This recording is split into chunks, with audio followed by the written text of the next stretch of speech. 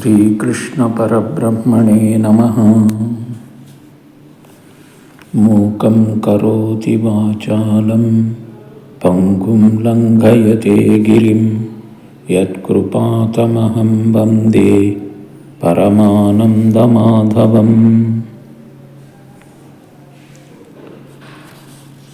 Now we enter the third chapter of Bhagavad Gita. This is called KarmaYoga, the yoga of action. This KarmaYoga chapter consists of 43 slokas. Arjuna gets an opportunity to put a question here. We find that Arjuna's questions are our own questions. We also feel like questioning on this particular matter. And on our behalf, Arjuna questions Lord Krishna. The third chapter thus begins with Arjuna's question. It is in 2 verses.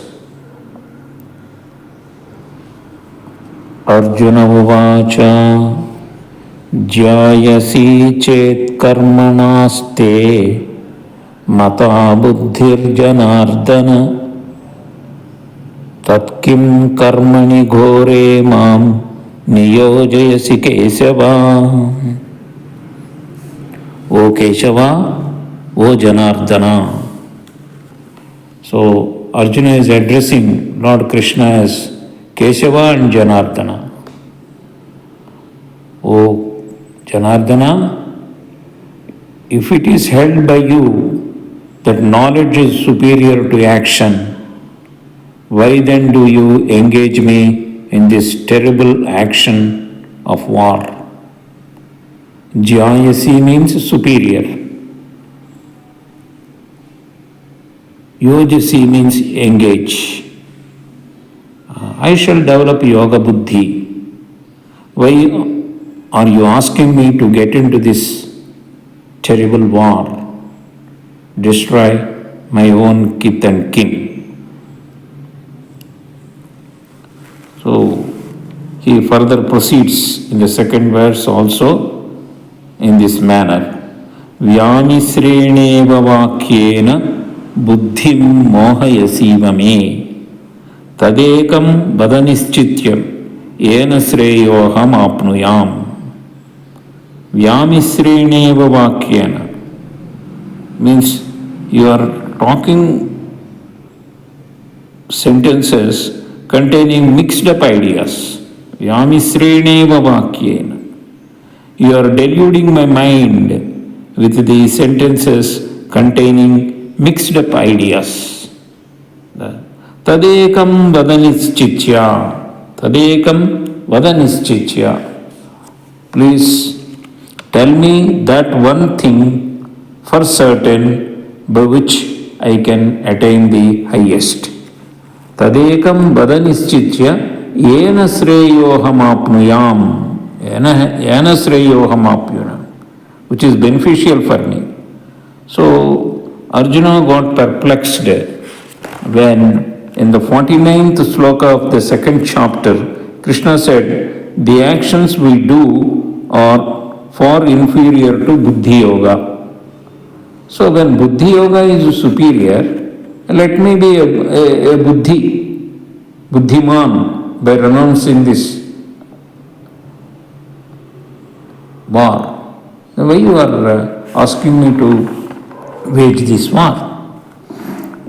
So Arjuna now says, I shall develop buddhi, that attitude. Why should I work? Why should I waste my energy in this terrible work like a war? Please tell me with certainty the path by pursuing which I attain the good. Sreyoham apnaya. Sreya means good. The twofold emphasis created a doubt in the mind of Arjuna, so he is seeking guidance. Jnana Yoga and Karma Yoga. He finds they are distinct entities. But Lord Krishna says in future slokas that Jnana Yoga and Karma Yoga are complementary. So Bhagavan responds to the Arjuna's queries in the third verse like this. Lokesmin vividhanishta pura prokta maya nagha jnana yogena sankhyanam karma yogena yoginam. Here Lord Krishna addresses Arjuna as Anagha. Lokesmin vividhanishta pura prokta maya anagha. Anagha means O sinless one. Twofold path was given by me to the world in the beginning previously. Pura prokta. In the beginning previously. One, the path of knowledge to the intellectuals, highly discerning, and the path of action to the active. Jnana yogena sankhyanam karma yogena yoginam. Clarity of understanding comes as one continues to discharge his duty with dispassion. So, Buddhi Yoga comes out of Karma Yoga. That's Lord Krishna is making clear. Both the paths are conducive to the realization of the self. So, Lokesmin Vividha Nishtha Pura Prokta Maya Nagha Jnana Yogena Sankhyanam Karma Yogena Yoginam. How both the paths are complementary to each other? The answer comes in the fourth sloka. Na karmana manarambha नैष्कर्म्यं पुरुषोऽश्नुते न च संन्यसनादेव सिद्धिं समधिगच्छति. Man attains not actionlessness by abstaining from activity. Anarambha means non-performance. Man does not attain actionlessness by non-performance of actions, nor he can rise to perfection by mere renunciation.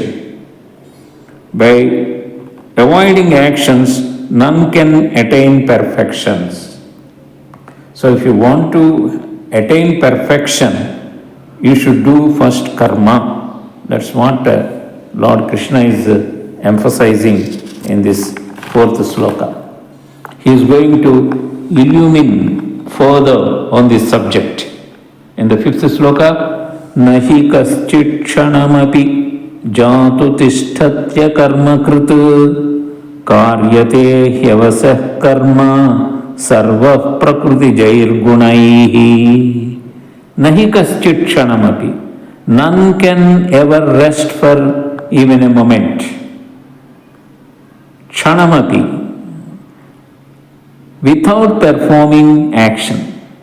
The reason is all are made to act by the gunas born of their inner nature. We have three gunas, Sattva-guna, Rajoguna and Tamoguna. We cannot escape from action because these gunas always propel us towards actions. Everyone is helplessly driven to action by these gunas. So, that is gunas means Prakriti. Prakriti is constituted of three gunas, Sattva, Rajas and Tamas. So, Lord Krishna says to Arjuna that even if you want to keep quiet, you cannot do so because your gunas, your traits, innate traits will always prompt you towards action. So, nahi kaschit kshanamapi jatu tishthatya karma krit karyate hyavasah karma sarva prakriti jair gunaihi. In the sixth sloka, if one attempts to abandon karma while being bound by Prakriti, the consequences will be disastrous. How? Now comes Karmendriyani samyamya ya aste manasa smaran indriyardhan vimodhatma midhyacharasa uchyate. One who controls the organs of action, but his mind dwelling on the sense objects, he is called vimodhatma, a man of deluded understanding. He may be called as a hypocrite also. So, restraining the organs of action, but with the mind thinking of sense objects, such a person is a hypocrite. Krishna tells every human being not to be a hypocrite. It's a wonderful message in this. Karmendriyani samyamya. Apparently, outwardly, he controls his organs of action. But ye aste manasasmaran. In mind is always dwelling on the sense objects. So, now what the aspirant should do, the answer comes in the 7th sloka.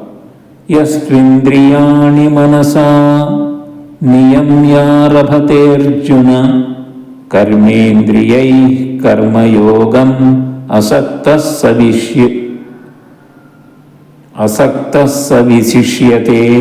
savisishyate means he or she excels. Sa means he or she. Visishyate, excels. Who excels? Who restrains the senses by the mind. Yastvindriyani manasa niyamya, restraining. But who restraining the senses by the mind and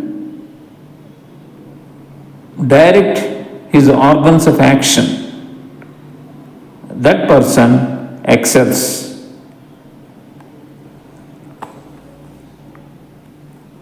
Means he has to perform the actions unattached and direct his organs of action to the path of work. This is called asaktaha. Unattached to the fruits of action, you do your action, but don't restrain from action. Do the actions which you are supposed to do, having control over your mind. It's a wonderful statement giving. He elaborates further. So Sri Krishna advises to all of us what the aspirant ought to do in this 8th sloka.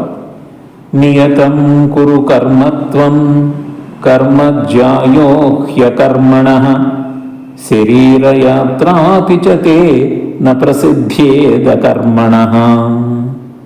Na prasiddhye means not possible. Akarmanaha means by inaction. By inaction, it's not possible.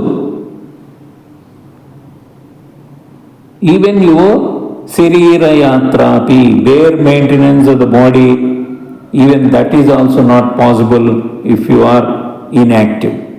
So niyatam kuru karmatvam, do your obligatory duty, niyatam, which is ordained. You have to do those actions, otherwise it is not possible to even the bare maintenance of the body. Niyatam kuru karmatvam karma jyayo hyakarmanaha sarira yatra pichate na prasiddhyeda karmanaha. In the 9th sloka, the Lord provides the means to it by bringing the beautiful yajna concept. Yajna means a sacrifice. The greatness of yajna is elucidating in the 9th and 10th slokas. Yajnardhan karmano anyatra lokoyam karma bandhanaha. Yajnardhan karmanonyatra lokoyam karma bandhanaha तदर्थं कर्म कौन्तेय मुक्तसङ्गः समाचरा. Lokoyam karma bandhanaha means the world is bound by actions. Loka means the world. Lokoyam karma bandhanaha means the world is bound by actions.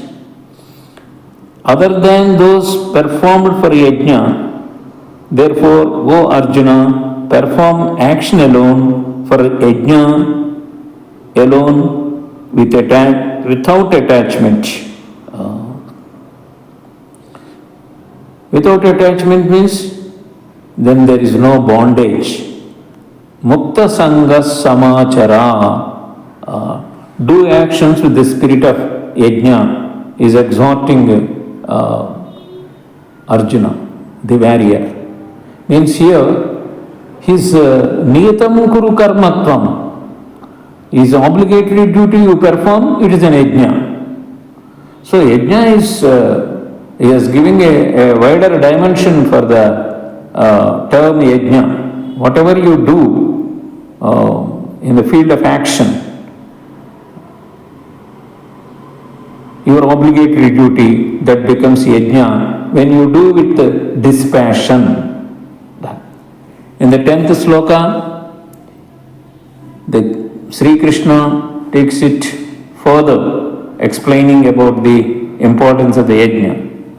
Sahayajna praja sruštva purovacha prajapatihi anena prasavishvadvam esha hostishta kamadhuk. The Prajapati. Sahayajna praja sruštva purovacha prajapatihi. The Prajapati, the creator, in the beginning projected mankind from out of himself with yajna. So the creation itself is a yajna.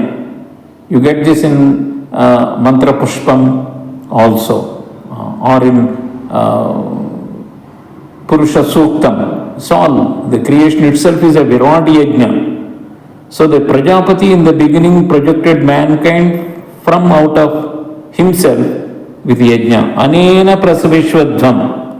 He says, may you prosper with the help of this yajna. Be creative. Do your ordained duties. Vihita karma. You do it. Esavostvishta kamadhuk. Then such actions, such yajna will be a kamadhenu, wish-fulfilling cow. Let this be a wish-fulfilling cow. There will be happiness in the society if we understand this concept and apply in our fields of action. Yajna helps each other to cooperate. Yajna, when doing an yajna means it cannot be done individually. Yajna is a cooperative effort for the welfare of the society. So bear this in mind, and what you are doing is your ordained duty, your obligatory duty of fighting this battle is nothing but yajna. That we have to understand. So we have covered the first batch of 10 slokas from KarmaYoga. It's very interesting. The further slokas will be explained in the next episode. Thank you for listening. Have the blessings of Lord Krishna. Try to read 2 slokas at least every day with meaning, understand, so that we will fall in the line of this great spiritual path. With this request, I take leave. Sarvam Sri Krishna Arpanamastu.